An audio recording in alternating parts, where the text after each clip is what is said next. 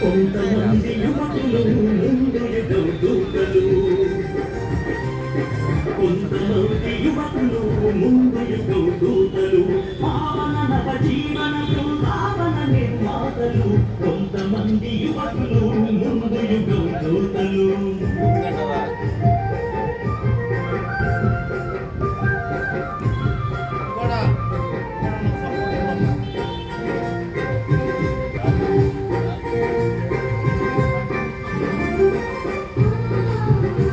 Vijayawada association ప్రజా వ్యతిరేక చట్టం ఏపీ భూ హక్కులు కోరుతూ 15వ రోజున నిరాహార దీక్ష చేయడం జరిగింది. ఈ చట్టం రద్దయ్యే వరకు కూడా నిరాహార దీక్ష నిరసన దీక్షలతో బెజవాడ బార్ అసోసియేషన్ దద్దరిల్లుతూ ఉంది. విప్లవ గేయాలతో, నాటకాలతోటి, పాటలతోటి ఈ చట్టం రద్దు వరకు కూడా మేము పోరాటం చేస్తామని చెప్తూ ఉన్నారు. ఈ చట్టం ప్రజలకి ఇబ్బంది చేసేటట్టుగాను,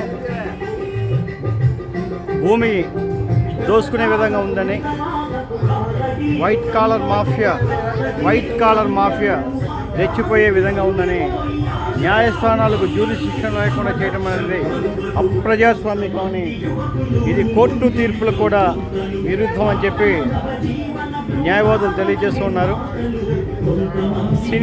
సీనియర్ సభ్యులు డిఎస్ఎన్ గారు మాట్లాడతారు. ప్లీజ్